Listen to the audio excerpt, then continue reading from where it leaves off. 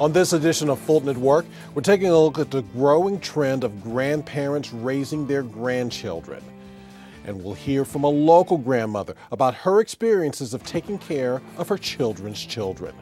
I'm Daryl Carver. All this and more is coming up on Fulton at Work. Please stay with us.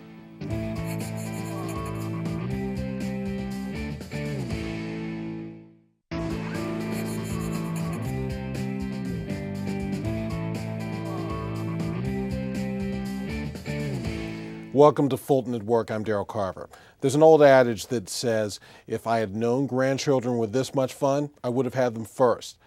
Going over the river and through the woods to celebrate family gatherings and holidays at Grandma and Grandpa's house is a time-honored tradition. But for some children, that trek simply involves walking from their bedroom to the living room. According to the most recent U.S. Census Bureau stats, 2.7 million grandparents are responsible for most of the basic needs of their grandchildren, and 60% of those grandparent caregivers are still in the workforce. 21% of them live below the poverty line, and 36% of them have provided care for the children for more than 5 years. Joining us now to discuss these statistics and share details of Grandparents Raising Their Grandchildren initiative is Dolores Baskin from the Juvenile Court. First of all, Dolores, thank you for joining us. Thank you for having me. Before we get into the initiative specifically, what are your thoughts when you hear those numbers? They're pretty staggering numbers just on the face of them. The numbers are very staggering. I think what is more important is it allows us to see the overall needs of the children. Oftentimes we look at children and just wonder why is it they can't learn or why they can't adapt. But because the underlying issues are so vast and that now they are being forced to be raised by somebody that is a caregiver and not their actual parent. So there's confusion there, there's anger there are questions there that we need to ask. So a child that's confused doesn't learn well. A child that's hungry doesn't learn well. So this gives us an opportunity to see this population and see what it is we can do to help them. I know one thing you wanted to point out was that in juvenile court, 147 students have listed their grandparents as their custodial guardian, and in eSchool Plus, that number jumps to 719. What do those numbers mean to you? Those numbers mean that we have work to do. Wherein in juvenile court and in the city of Atlanta, we have those numbers, and wherein they may seem low, if we look at the national statistics, 2.7 million grandparents equates to about 6 million children that are being raised by their grandparents. That's a startling number. And we as a community, if we are going to do what it is we're supposed to do to help our children, we're going to have to be better about finding out the needs of this, the cause of this, and then trying to fix it. Well, along those lines, how did we get here? What are some of the factors that are contributing to all of those numbers? The factors are very vast. You may have a child whose parents are deceased. You may have a parent that's deceased and one is incarcerated. You may have both parents that are incarcerated.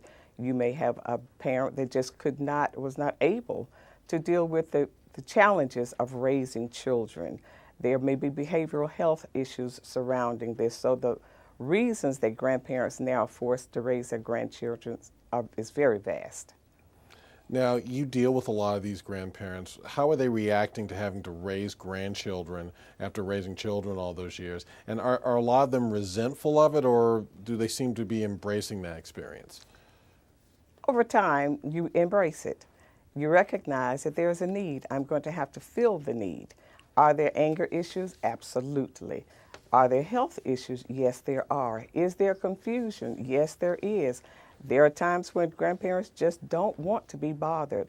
But as one grandparent said, she said, they are my grandchildren, and I'm going to love them and make sure that they have everything that I can give them. So yes, a lot of the grandparents, because they are forced to do this, there are some anger issues. There are some fact that I just don't want it. And a lot of them don't have an opportunity to prepare for it.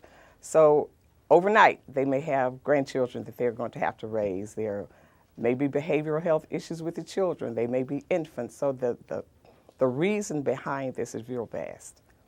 Now, tell us about the initiative you've been working with, the Grandparents Raising Grandchildren initiative, and what is the premise behind it? Grandparents Raising Grandchildren Support Group has been a godsend to Fulton County Juvenile Court. Judge Turner saw a number of our grandparents coming into court, some of them not able to navigate the system, some of them having to deal with child custody issues and just did not really understand. So she wanted to put together something that would help our grandparents. So we started the Grandparent Support Group, and it has really been excellent for the grandparents. They are allowed to come once a month. Not only do they share some of the challenges that they are going through, they share the joys, but then we help introduce them to resources that can help get them through the system, whether it's DFACS or whether it's the community food bank or whether it's legal aid. We provide those services for them.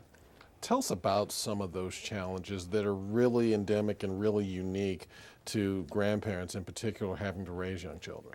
Most of our grandparents are below the poverty level. That's first of all. So the financial issues are overwhelming.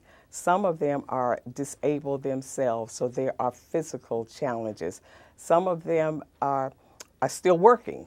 So they're trying to navigate a job and then coming home and taking care of 2, 3, 4, or 5 grandchildren that all of a sudden I did not budget for, but now I'm being charged with the responsibility of taking care of.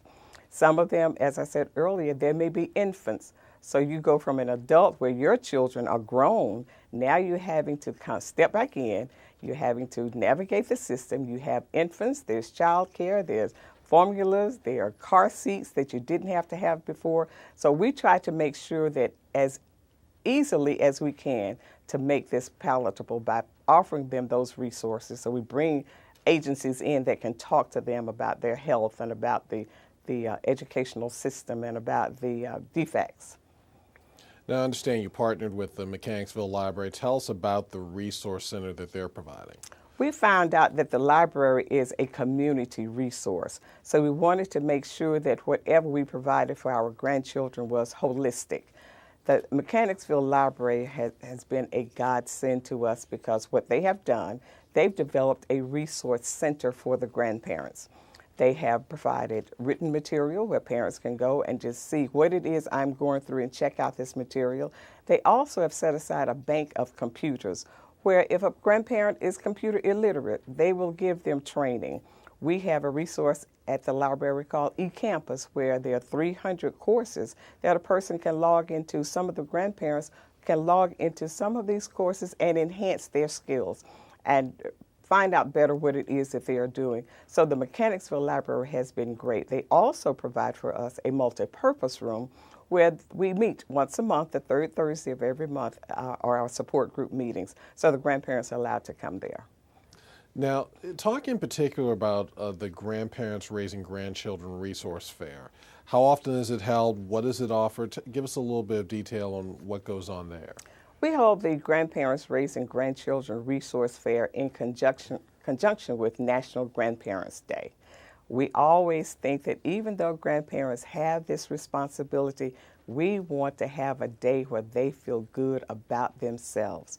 For a minute, they can take the thought off of the children and say, okay, this is all about me. So we host a resource fair where we have agencies that will come in and meet with parents one-on-one, provide whatever assistance they can. So we've had the community food bank, we've had the police department come in, we've had the fire department come in, we've had MARTA come in.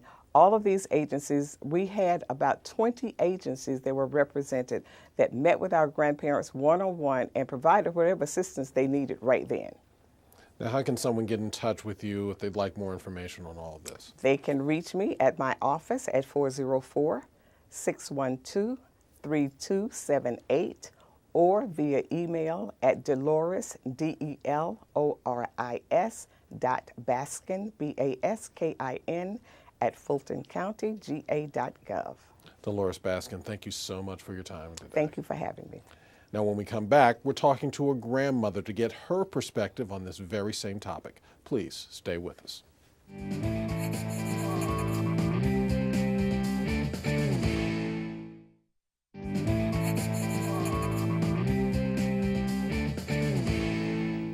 Now we continue now on the same topic with Emma Williams. She's a local grandmother who's ready to shed some light on the subject of grandparents raising grandchildren. First of all, Ms. Williams, thank you for joining us. You're welcome. We wanted to go into your story, I think, a little bit. What was your feeling when you first discovered that you were going to have to raise your own grandchildren?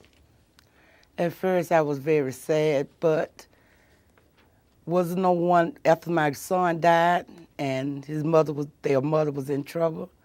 I had to step in and be a parent to my grandchildren.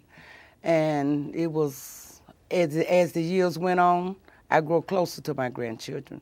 And right as the day, I love to experience the experience that a grandparent does with the grandchildren. What's been the biggest difference between raising your own children versus raising grandchildren? Well, my children was very easy for me, but with raising the grandchildren, it's just like a challenge because they have the different genes. And right now the generations changed, so it was very, very hard. But through by Jesus Christ, I made it with them. Has part of the difference been that, you know, the times have changed so much from when you were raising, for instance, their dad? Yes, it's very, very high, very high. But through prayer, I made it. And it's very, you know, sometimes when you know that you have the children out there, not just only mine, grandkids, I care, you have the grandparents out there I love for every child that is walking around with, you know, just want you to put your arms around and tell them that you love them. Wow. How has the Grandparents Raising Grandchildren initiative helped you in particular? And what made you get involved with that program? Well, I had got involved with the Grandparents Raising Grandchildren ever since I had my grandchildren, but I haven't, you know, going back and forth to quote my grandson, and I had met with some of the Miss Bastis, and I was invited to a grandparents celebration. Once I got in the grandparents celebration, I enjoyed myself. That was a time out for me, a special month for me to go and talk with, you know, have support. So the grandparents was a very, very interesting support for me, and we are just like families there. Have you really sought out the advice of other grandparents, and what seem to be the common topics that everybody deals with? Most of they be dealing with the how the kids acting, you know, how they, you know, the responsibility, you know, how taking that time. You can't have time for yourself. You all, you know, because you have your grandchildren all the time, and sometimes they have a situation that all, you know, sit there and we just be in tears, where we can support each other. And so that's how the grandparents at the juvenile court, we support. It's a support group, and it support the grandparents and help us with the grandkids. What advice would you offer to other grandparents out there that find themselves in the same situation you found yourself in, especially those who really are struggling with it?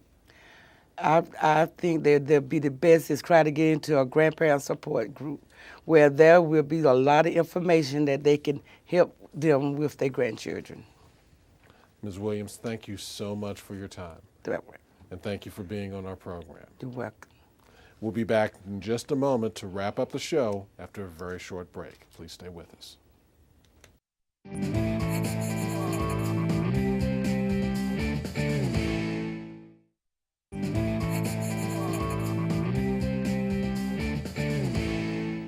That's all of our time. Thanks for joining us for Fulton at Work, and a very special thanks to our guests today. We want to connect with you online. Please check us out on Twitter, Facebook, and Instagram. I'm Daryl Carver, and we'll see you next time.